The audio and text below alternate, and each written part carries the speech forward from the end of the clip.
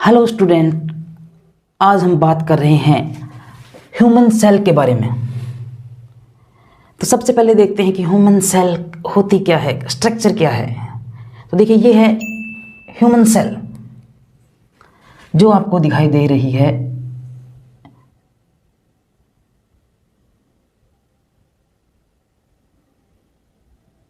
ये है human cell. सबसे पहले डेफिनेशन देखते हैं ह्यूमन सेल की। डेफिनेशन, स्टूडेंट, हम डेफिनेशन लिखेंगे तो लिखेंगे कि it is a smallest and functional unit of our body. सबसे छोटी इकाई होती है सेल हमारे बॉडी की। एक बिल्डिंग बनती है, उसमें बनाने के लिए सबसे छोटा जो पार्ट्स होता है वो होता है मिट्टी का एक छोटा सा कण। वो मिट्टी का एक छोटा सा कण जब ग्रुप में मिलता है तो एक ईंट बनती हैं, और उन ईंटों से दीवार बनती है। उस दीवार में अलग अलग टाइप के आयरन के मटेरियल जो लगते हैं, सीमेंट उसमें लगती है, छत लगती है। टोटल जो मटेरियल है वो जब एक साथ मिलता है तब जाके बिल्डिंग का निर्माण होता है। ठीक वैसे ही स्टूडेंट ध्यान देना, जैसे मैंने बताया ठीक वैसे ही अपनी बॉडी होती है। अपनी बॉडी के अंदर देखा जाए तो वो छोटा जो अणु मैंने बताया था, छोटा मिट्टी का कण, वही सेल है। स्टूडेंट, इसको इस प्रकार समझा जा सकता है, जैसे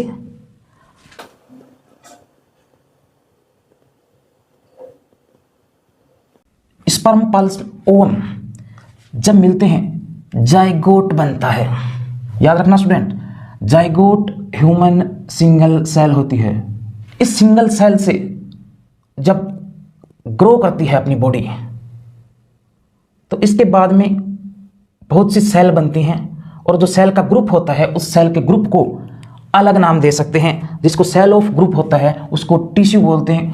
और जब बहुत से टिश्यू एक साथ में मिल जाते हैं, ऑर्गन्स, अलग अलग टिश्यू से मिलके ऑर्गन्स बनते हैं। जैसे हार्ट है, लीवर है, किडनी है, different different type of organs बनते हैं।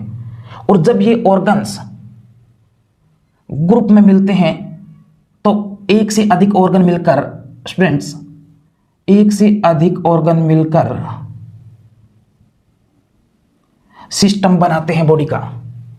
जैसे respiratory system, digestive system, urinary system, excretory system, अलग अलग जो भी बॉडी के जो सिस्टम हैं वो बनते हैं।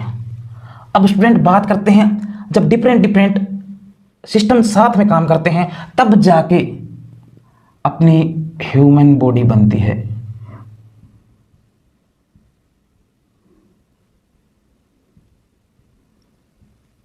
तब जाके ह्यूमन बॉडी बनती है स्टूडेंट, अब देखते हैं कि ह्यूमन सेल है उसको कैसे सिंप्लीफाई किया जा सकता है। तो इसको सिंप्लीफाई करने के लिए हम ह्यूमन सेल को 2 पार्ट्स में डिवाइड करते हैं students. The first is plasma membrane, और दूसरा पार्ट है इसका, उसको हम कह सकते हैं साइटोप्लाज्म। हम सबसे पहले देखते हैं प्लाज्मा मेम्ब्रेन। क्या है plasma membrane? Plasma membrane double phospholipid layer होती है जो सेल को चारों ओर से कवर करती है स्टूडेंट्स। जब ये चारों तरफ से कवर करती है तो इस सेल की शेप बनती है। देखा जाए इसके कंटेंट को तो ये glycolipids, phospholipids, some molecule of proteins और कुछ शुगर कंटेंट्स इसमें शामिल होते हैं। ये आपकी सेल मेम्ब्रेन है स्टूडेंट्स। ये ऊपर का जो पार्ट्स आपको दिखाई दे रहा है ये हेड एंड है स्टूडेंट्स, ये हेड है। और जो ये नीचे का आपको पार्ट्स दिखाई दे रहा है ये स्टूडेंट्स टेल है। ये टेल है स्टूडेंट। जो हेड एंड है ये हाइड्रोफिलिक होता है, मतलब वाटर लोअर, वाटर को दूर नहीं रखता है, वाटर इसके टच में रह सकता है।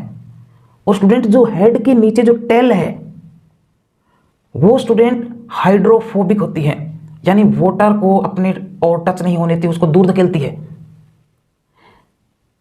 यही कारण है कि जो वाटर और जो दूसरे सबस्टांस हैं वो इजीली से सेल के अंदर क्रॉस नहीं कर पाते। इसीलिए इसको सेलेक्टिव बैरियर ऑफ सेल कहा जाता है, प्लाज्मा मेम्ब्रेन को। क्योंकि जो सेलेक्टिवली जो चीजें होती हैं, जो नीड होती है एक्चुअल में सेल को, वो कुछ चैनल्स इसमें होते हैं, उस चैनल से ले ली जाती है। टिनी पोर्स कह सकते हैं, छोटे छोटे छेद होते हैं, वहां से ट्रांसपोर्ट कर लिया जाता है। और जो अनावश्यक चीजें हैं बाहर से या अंदर से, वो क्रॉस नहीं कर पाती हैं। स्टूडेंट, अब देखते हैं सेल का दूसरा पार्ट, साइटोप्लाज्म। साइटोप्लाज्म एक सेमी सॉलिड वाटरी फ्लूइड होता है जो सेल्स के अंदर भरा होता है। स्टूडेंट्स, इसके अंदर मोस्टली वाटर होता है। वाटर के साथ साथ कुछ ऑर्गेनिक कंपाउंड होते हैं। इसके अंदर स्टूडेंट्स सेल के टोटल ऑर्गेनल्स हैं, वो तैरते रहते हैं। सेल्स के अंदर सबसे बड़ा ऑर्गन न्यूक्लियस होता है स्टूडेंट्स। कि न्यूक्लियस सेल के बिल्कुल सेंटर में प्रेजेंट होता है। प्लाज्मा मेम्ब्रेन की तरह ही न्यूक्लियस पर भी एक मेम्ब्रेन होती है स्टूडेंट्स, जिसे न्यूक्लियर मेम्ब्रेन कहा जाता है।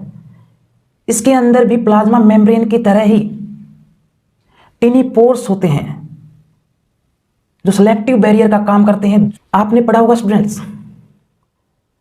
कि प्रत्येक सेल में एक न्यूक्लियस होता है, बट एक्सेप्शन इज दैट, अपवाद है स्टूडेंट्स कि मैच्योर आरबीसी होती है, उसमें न्यूक्लियस डिसअपीयर हो जाता है। इमैच्योर में होता है, लेकिन मैच्योर आरबीसी में न्यूक्लियस डिसअपीयर हो जाता है। यहां बात करें स्केलेटल मसल्स की, तो इसमें मल्टीपल न्यूक्लियस पाए जाते हैं। ये अपवाद है स्टूडेंट्स। इस अपवाद को छोड़ के बात करें तो प्रत्येक सेल है न्यूक्लियस। तो स्टूडेंट्स आगे क्या लिखेंगे, न्यूक्लियस में डीएनए भरा होता है और साथ ही आरएनए भी भरा होता है। ये डीएनए एक नेटवर्क की तरह रहता है स्टूडेंट्स, जिसे क्रोमेटिन कहते हैं। स्टूडेंट्स, ये क्रोमेटिन कुछ टाइम बाद क्रोमोसोम्स में चेंज हो जाता है। वो क्रोमोसोम्स मेनली इसके अंदर पाए जाते हैं। माइटोकॉन्ड्रिया जूते के आकार का होता है।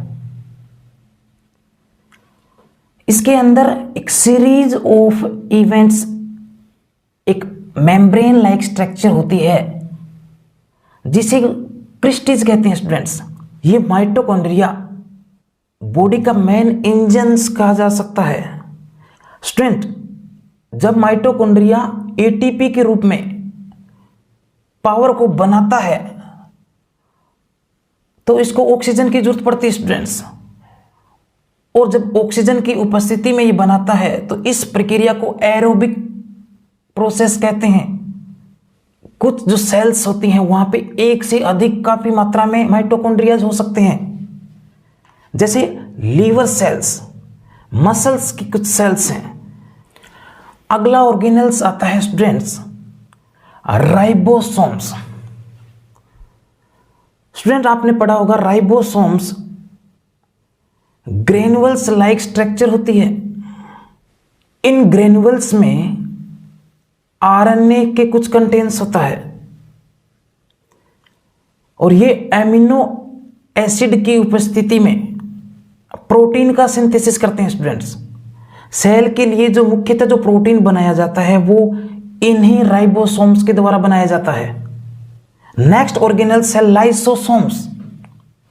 ये लाइसोसोम्स एक टाइप के एंजाइम होते हैं जो एक वेसिकल्स में भरे होते हैं और जो सेल्स और जो ऑर्गेनल्स के अंदर वेस्ट प्रोडक्ट और जो फ्रेगमेंट होते हैं उनको डाइजेस्ट करने का कार्य करते हैं।